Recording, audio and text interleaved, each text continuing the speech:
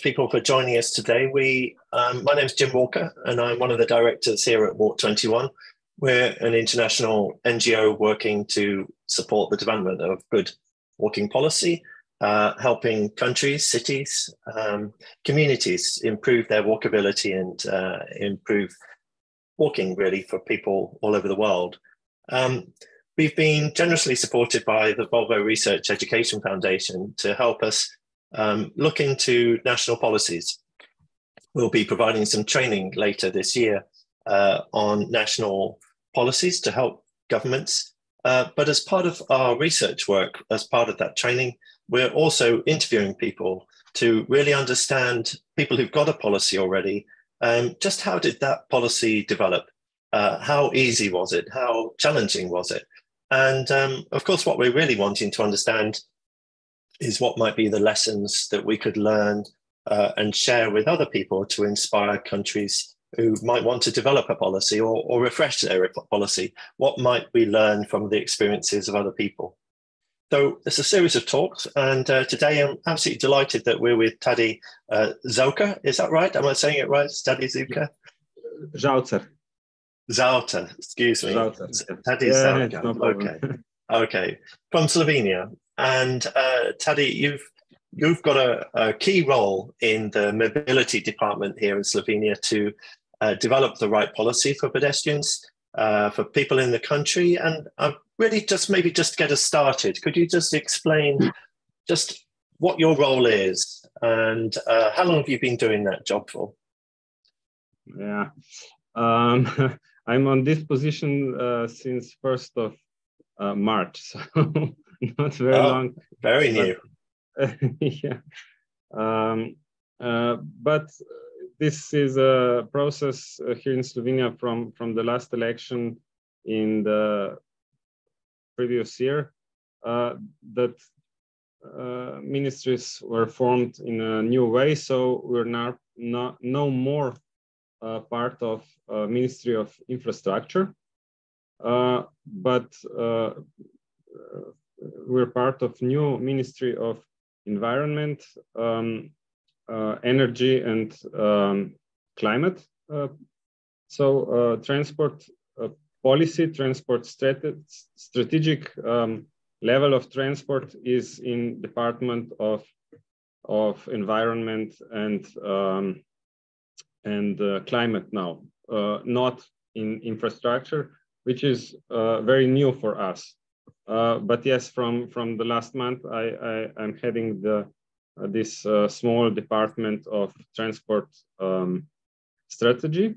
But for a longer time before in Ministry of Infrastructure, I was nominated as National Walking Coordinator among other functions. But this is something that was nice that they did, but in fact it really didn't mean very much. So it was more. Why do you think they gave you that title then, if it didn't mean very much? They just wanted to say they had one.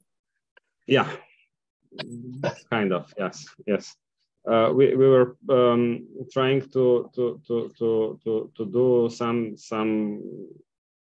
some work we did on cycling and walking more prominent in a way. So we said, yes, it would be nice to have a coordinated. And then at one point, the political level didn't want to do this. Then at some point they said, yeah, okay, here you have this nomination, but this was it.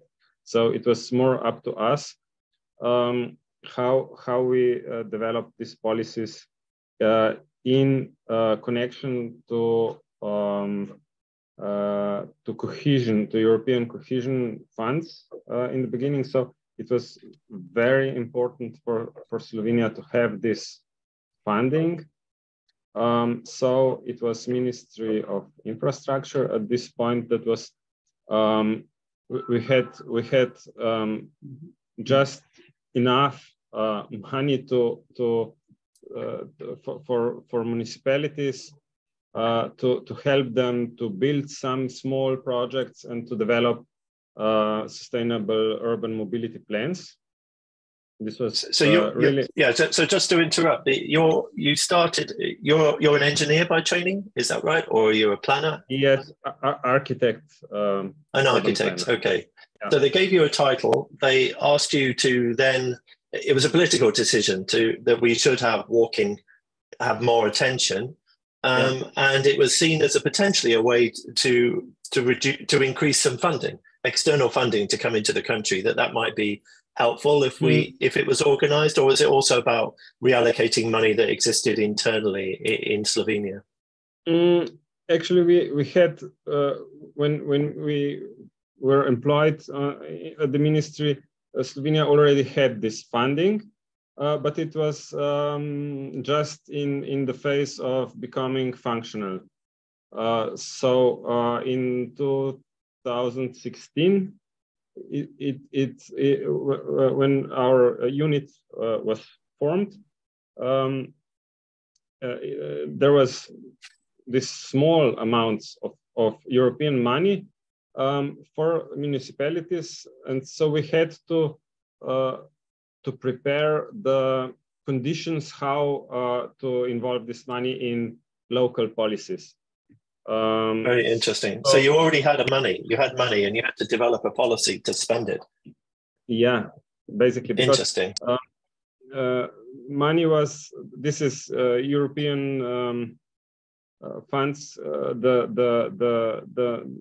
money was there, and it was in the program. It was written that this small amount was for local mobility, sustainable mobility, and it will be for walking, for cycling, and for also park and ride facilities.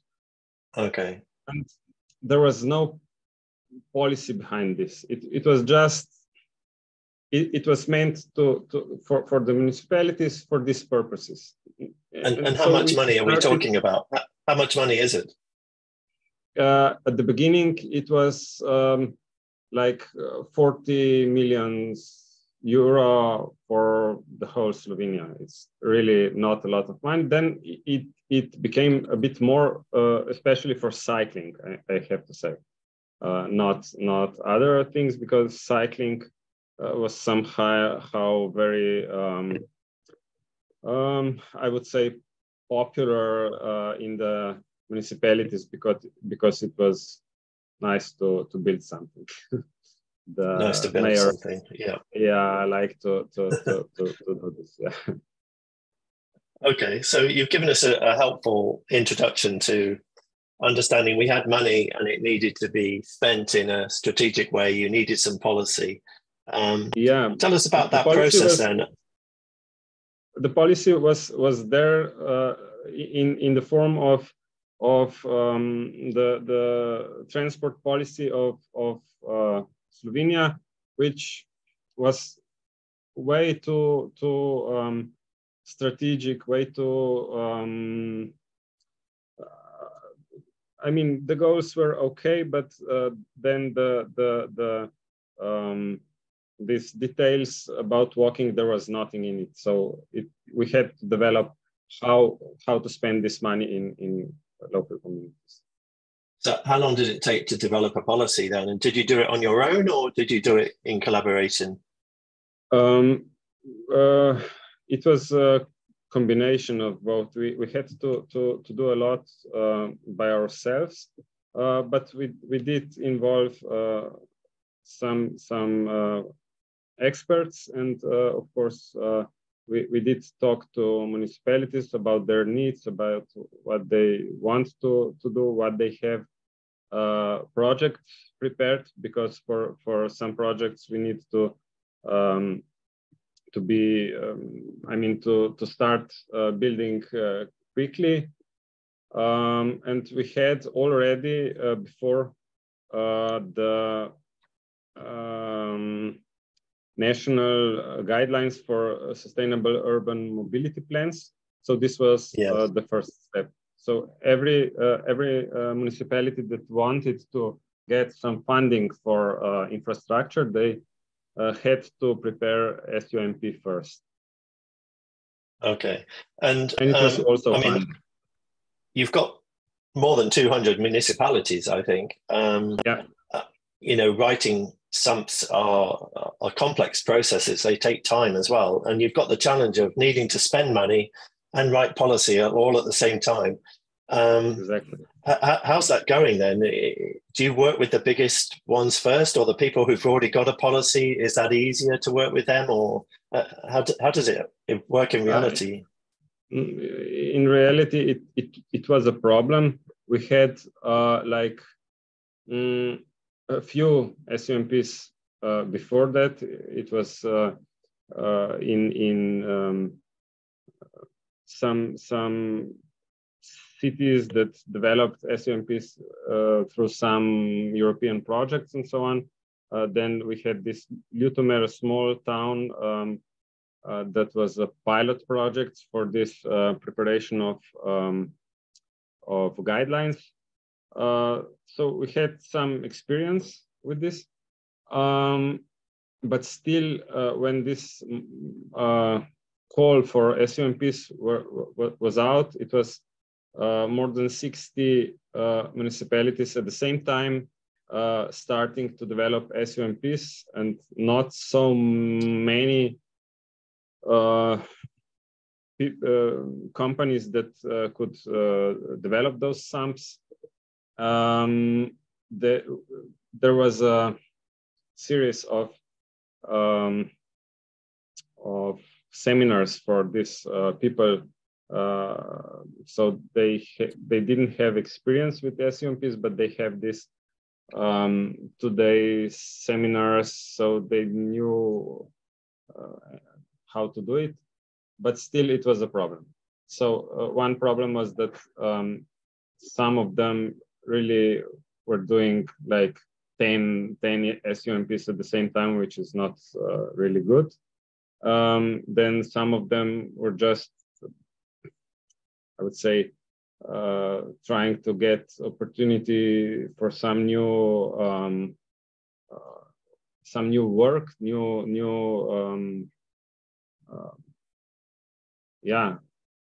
They didn't even work in this field before, and they were trying to try something new, and so right. It was, yeah. Let's say half of them were good, half less so.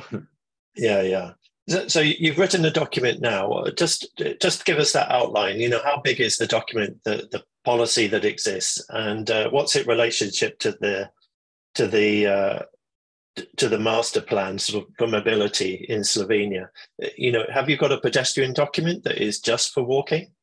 No, we don't have a pedestrian document, and for now we're not even planning to make just for pedestrians document, but we have now new comprehensive transport planning law, which defines how to prepare a new national transport strategy, and we're starting to prepare this one, which will be focused from the goals to the actions.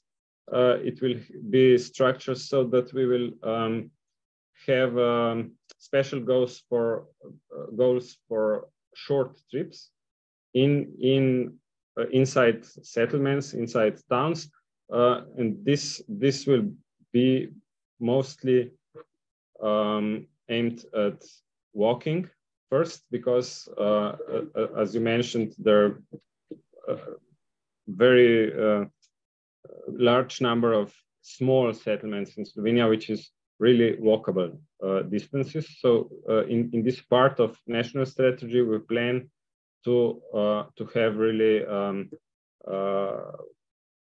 part for walking, for short trips, and inside this for walking, and then cycling and public transportation. But also public transportation in Slovenia is just in a few towns. Inside other towns, it's walking. Yes. So walking's going to have a chapter, or it'll be within this sort of short trips. That's what's being planned. And Yeah, it's interesting at the moment when I look at the statistics, it seems there is a commitment already to. I think walking looks like about 18% of mode share. When looking at the mode share view, it's not maybe as high as probably the reality of all the trips that aren't commuting trips, which are probably not counted often in these mode share measures. But is your sense that people are walking a lot, particularly in these small municipalities? And so is the strategy going to be focusing on keeping people on their feet? Or are you going to need to sort of work harder to sort of try and get people to give up the private cars? I mean, you've had extraordinary levels of motorization over the last 20 years. Is there a chance to actually reverse that motorization trend?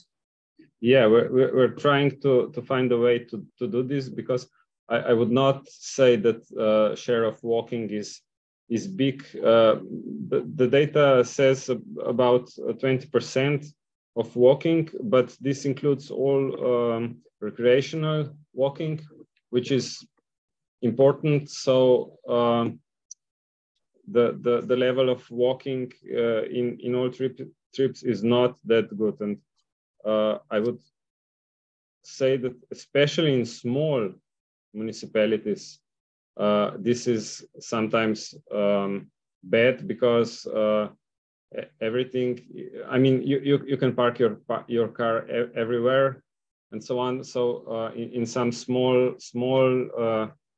towns, the situation is worse than in big towns sometimes. Yeah. You mentioned about parking. Is this new strategy, is it likely to think about penalizing the car or managing the car numbers and the parking opportunities? Is that going to be progressive, do you feel? Yeah, we're trying to go in this way. Yeah. So interesting. I mean, I noticed from a road safety point of view, I think the number of pedestrians dying has gone from 60 in the year 2000 to 7 in I think 2020. In 20 years, it's really gone down.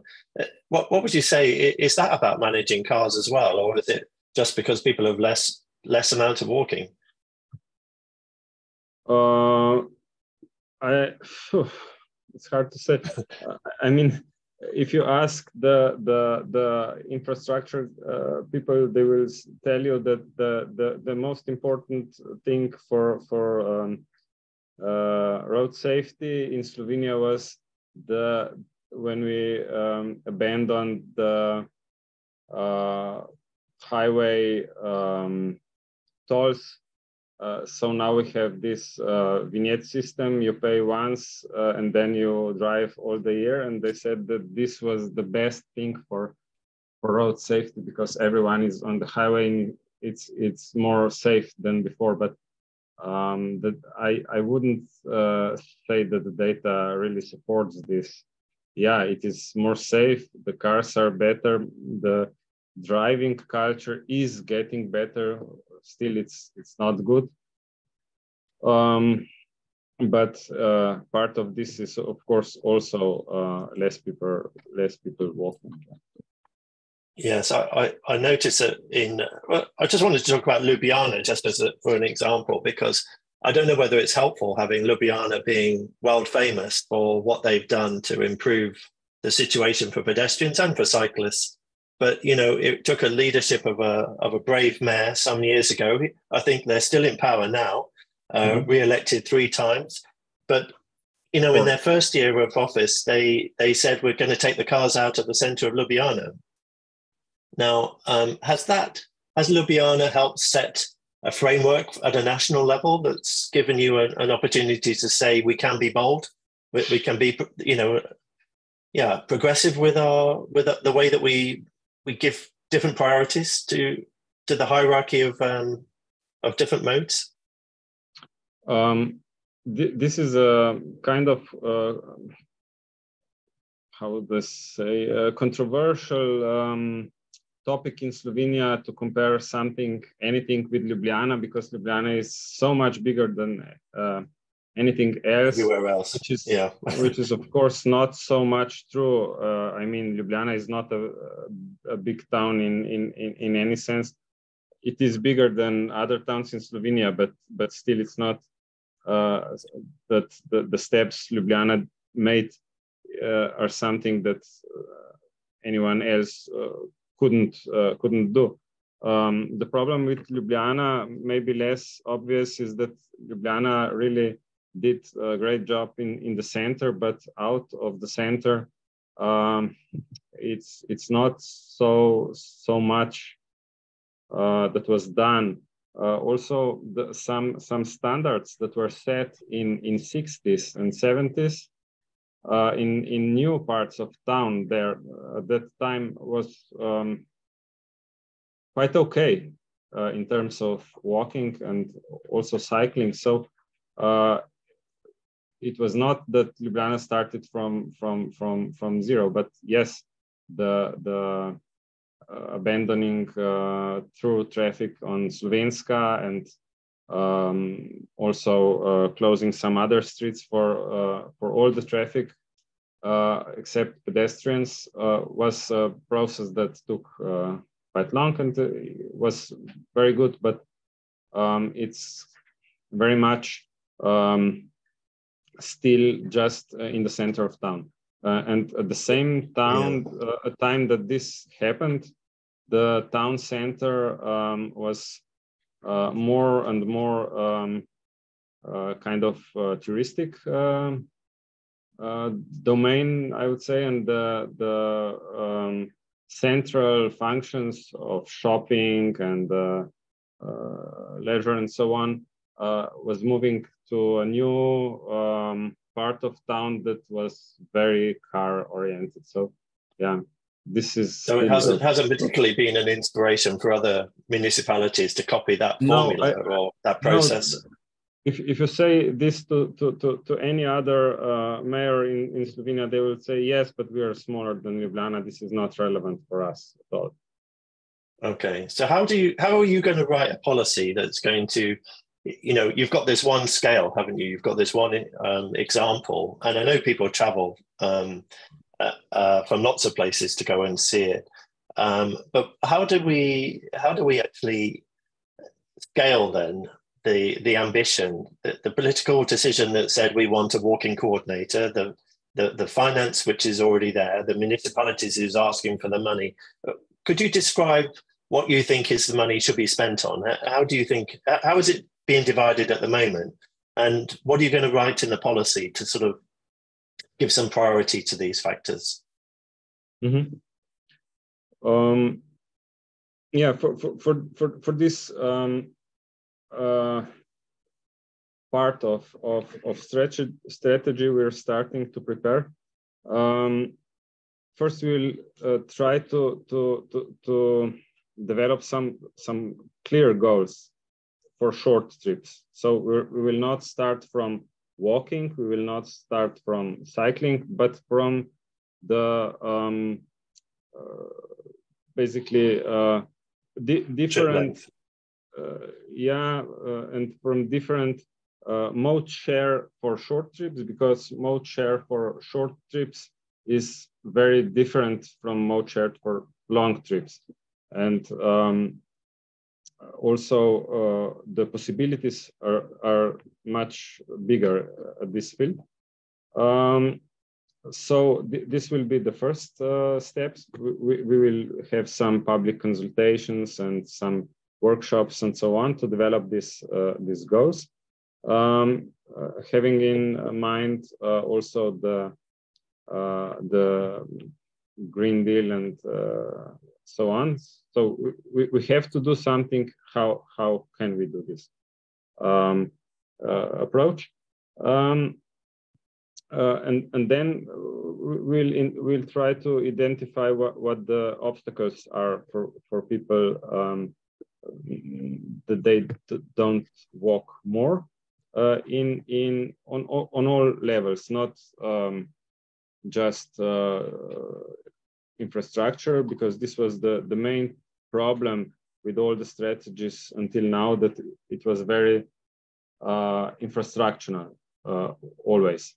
So we will try to find also organizational, promotional, actions and also yes, infrastructural. But this is the last one, I think. That's interesting, yeah, because we've been talking to some countries who start with more campaigns and now they're doing infrastructure. But you've started with infrastructure and now you're thinking of campaigns. So it's all important, isn't it? Yeah, it is. We had, I have to say, we had some campaigns. Our ministry was all the time involved very much in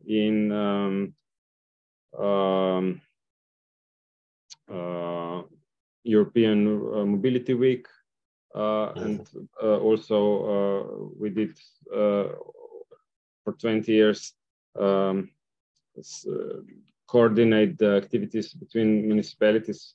Then there were programs for walking, for sustainable mobility promotion on our ministry, on very strong, I have to say, on Ministry of Health for walking, and also on Ministry of Environment for different topics, not just walking, but yeah. And you bring those people together? Yeah, they tend to work together? Yes, but it's not always easy. So we do cooperate. We have some common projects, but sometimes it's not that easy. But for us, being part of Ministry of Infrastructure was quite.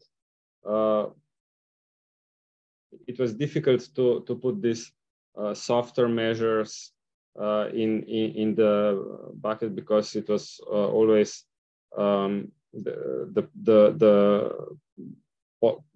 politics wanted to have infrastructure so they could promote themselves through that. Yeah, it is very strong in Slovenia, this mindset of infrastructure. So I see, thinking about the health department, that there's a sports action plan, 2014 to 23. I guess it's just finishing now, but they focused very much on schools and trying to get young people more active.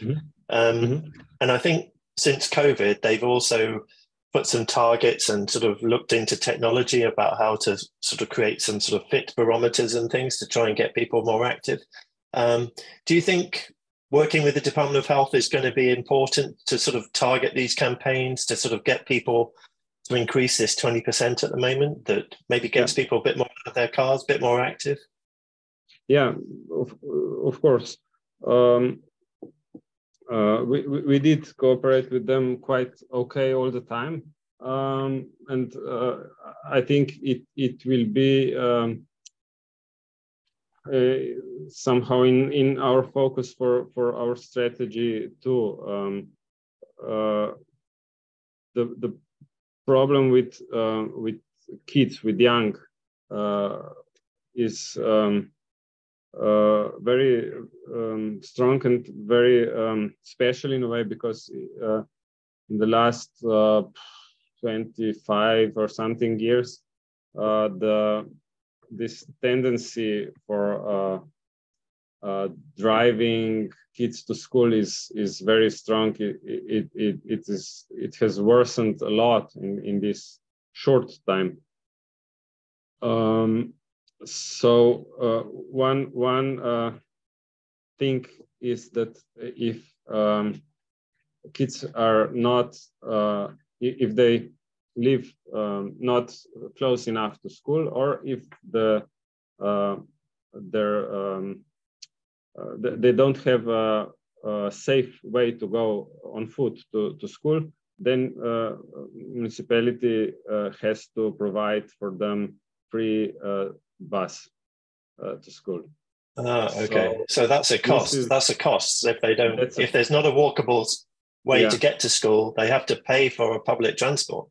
Yeah, and it was at the beginning as a very good options. Everyone will have a safe way to go to school, but then it turned out that it's not good for the kids, that they're not walking. And of course, it's very expensive for municipalities. There is one municipality that a few years ago found out that they were spending more on school buses than on free public transportation in the city proper. So yeah, it's quite big issue. So for many of those problems, if they improve walking conditions, and at the same time, if they provide public transportation, they don't need to offer school buses, and this is much better for municipalities. So yeah, this is so they actually save money yeah. as much as anything. Yeah. And so when you were talking about short trips, I mean, school trips, certainly up to the age of 11, quite in most countries, those schools are normally within walkable distance, at least, whether or not there's a safe walking route, as you say, could be a priority for this new strategy. That would be a market for short trips. This will be one of the also one of the issues in this strategy, that it will be hard to control, to influence, but from our point of view, it is very important that also the number of schools does not decrease, because this is a tendency also in local municipalities, that they tend to combine smaller school into one larger facility, which is obviously very bad for accessibility. Absolutely.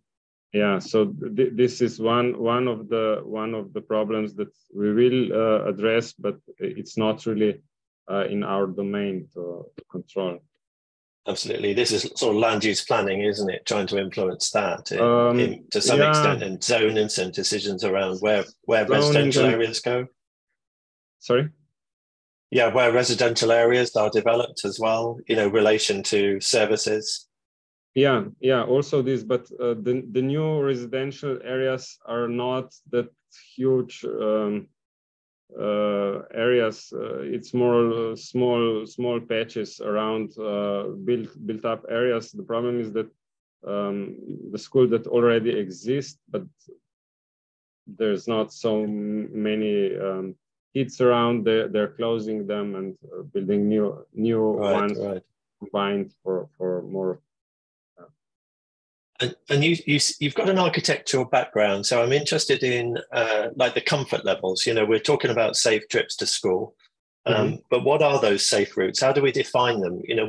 When we looked at what they did you mentioned about Slovenska Street, in Ljubljana, they're famous because they planted all these ash trees. I think they really wanted to make the streets look green and make them feel more welcoming, maybe than just with buildings and traffic on there. Do you think these sort of design standards, you mentioned that there were some going back to the 60s and 70s, are there good design standards that would sort of talk about these levels of making a street more livable, more interesting, more attractive to people, to welcome people walking? Is that sort of set in policy already, or is that something that's going to be developed? No, we have this policy. We have last year we developed one publication.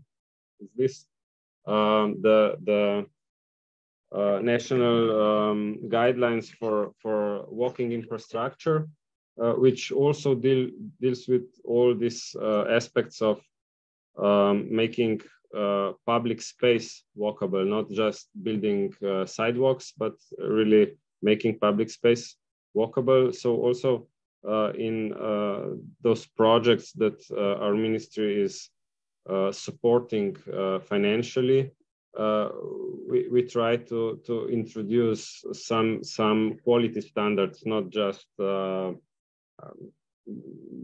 length of this footpath or something like this. Yes, yeah. Okay, that's really good to know. Can you send us a link to that maybe, and we can put it in? We can sort of connect people to that document Yeah, Of course, that it's in sounds Slovenian, but interesting. I can That's share okay. with you, of course. And just in terms of delivering that, are you then everybody follows that standards? These new standards that are out, is it something people know how to implement? No, it's not that everyone follows that standard. Of course not.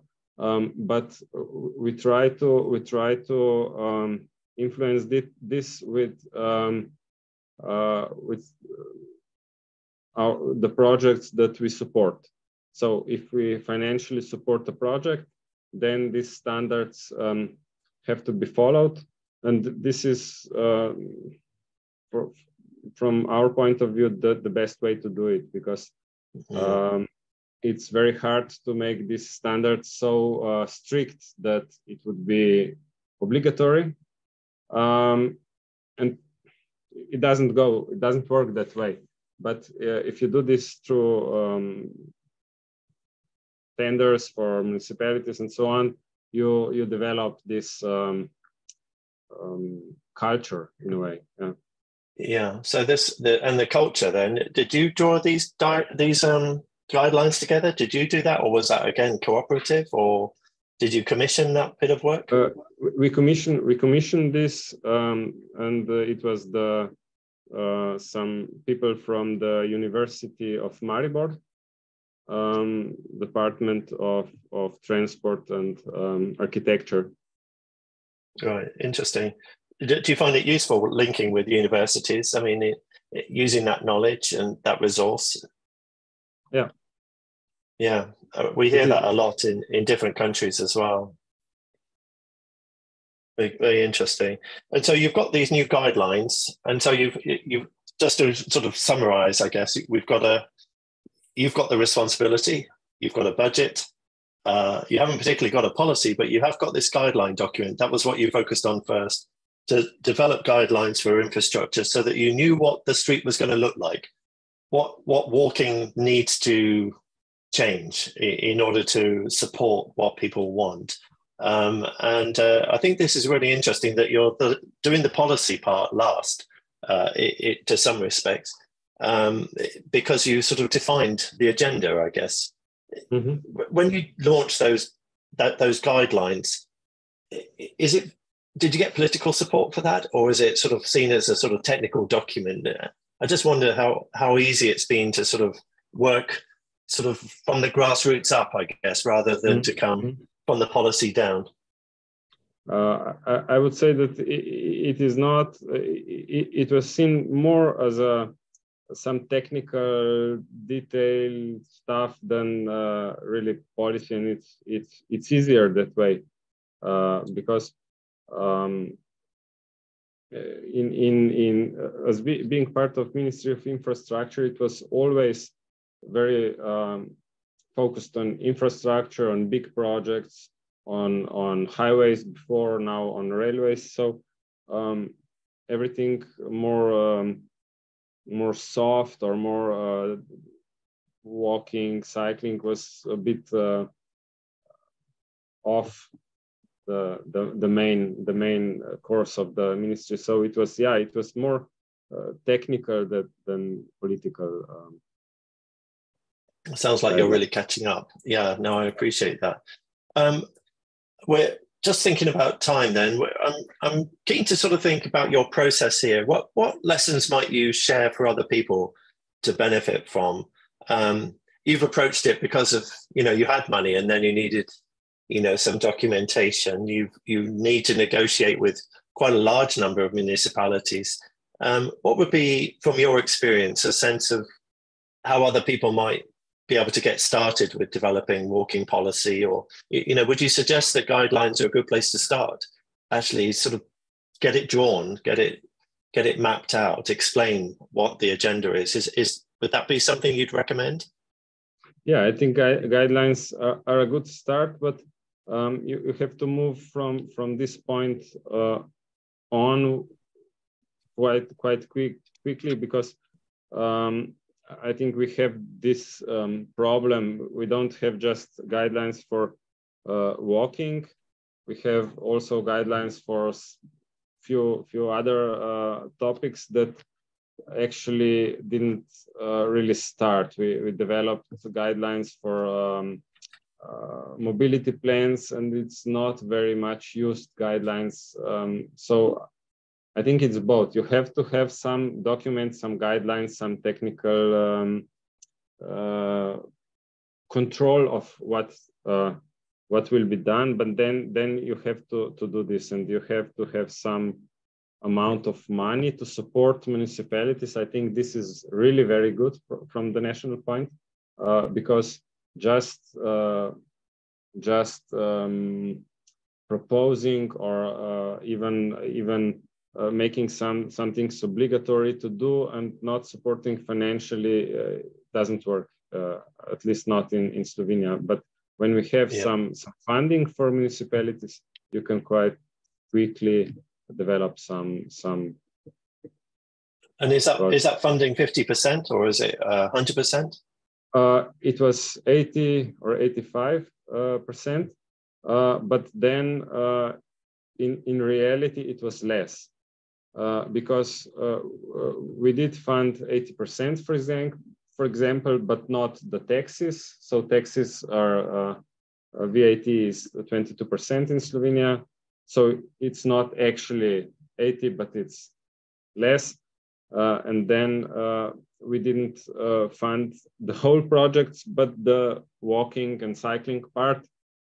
And it's very common that in towns they develop one street or something, so they have to pave the road and the sidewalk and cycling lane, but then they have to also, for example, replace an old piping or something. So the whole project is much bigger in its small amount at the end, but it's important. Yeah. And do you see your role going forwards then? I mean, you've got to help write this policy, or at least this short trips part of the policy coming up. You've got your guidelines, you've got your budget to spend. Are you, as a coordinator, moving your time around sort of policy development, delivery, managing a budget?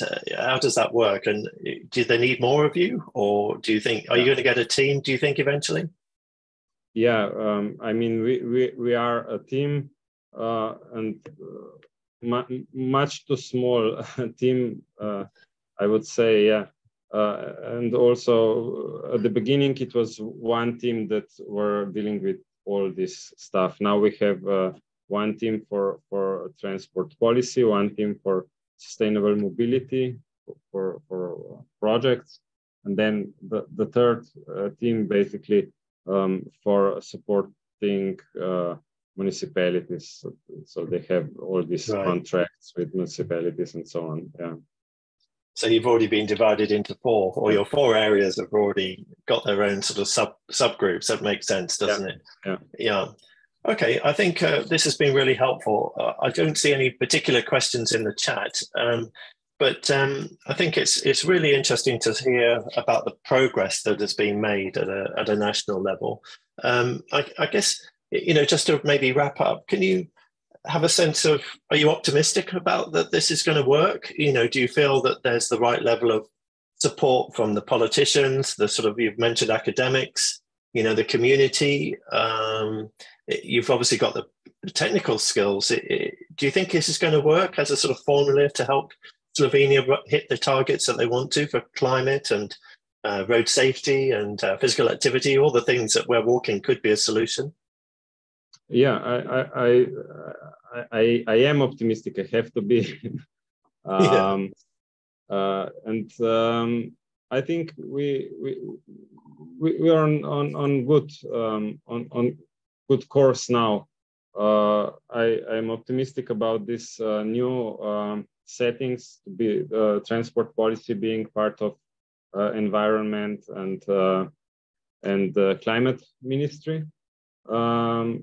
We have problems not having infrastructure close, but sometimes it's better because the goals are not about infrastructures. The goals are about climate, about health, about environment.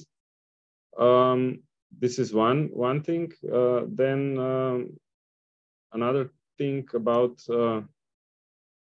this optimism is that our team is developing, and we're starting to be good at this. I believe. So yeah. Very good, very good. Well, thank you so much for being so generous with your time today. Yes, Tadej Zaucer, thank you so much, from Slovenia, the national authority, sharing with us today his experience about developing walking policy in Slovenia, starting, it seems, with a job title, and then developing the policy, the budget, the relationships. It's a different way round of approaching things, but it's, as you say, you're optimistic about the future, and we're really grateful for you having been so generous with sharing your experiences today. And I hope we'll have done something to inspire other people who maybe haven't even started yet, to imagine that there is a pathway, a practical pathway. And certainly, I think learning about your guidelines, the way that you've developed those infrastructural guidelines for walking, it sounds really helpful that you can actually put that down, illustrate to people what it is we're trying to deliver, what it is it's going to look like once we're finished. Thank you again. Thank you everyone for sharing, being part of this experience, and we'll be tuning in again for interviewing other national leads from other countries over the next couple of weeks. So do keep in touch, sign up to be part of these events, and connect